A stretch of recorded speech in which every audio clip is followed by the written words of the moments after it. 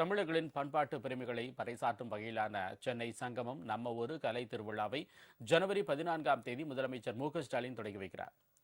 பொங்கல் திருவிழாவை முன்னிட்டு சென்னை சங்கமம் நம்ம ஒரு திருவிழா என்ற மாபெரும் கலை விழா கடந்த 4 ஆண்டுகளாக நடத்தப்பட்டு வருகிறது.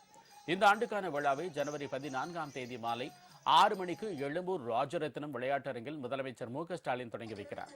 இந்த விழாவில் தமிழ்நாட்டின் புகழ்பெற்ற 250 கலைஞர்கள் இணைந்து நடத்தும் மாபெரும் இசை நடன நிகழ்ச்சிகள் நடைபெறுகின்றன.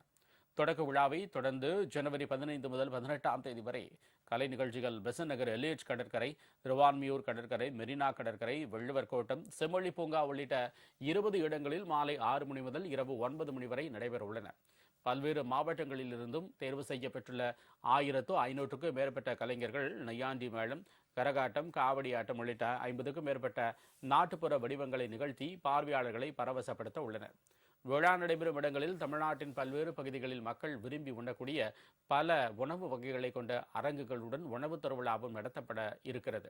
பூம்புகார் நிறுவனத்தின் சார்பில் கைவினைப் பொருட்கள் கண்காட்சி மற்றும் விற்பனை அரங்குகளும் அமைக்கப்பட உள்ளன. பார்வையாளர்கள் பாரம்பரிய விளையாட்டுகளை விளையாடி மகிழக்கூடிய வாய்ப்புகளும் ஏற்பாடு செய்யப்பட்டுள்ளது.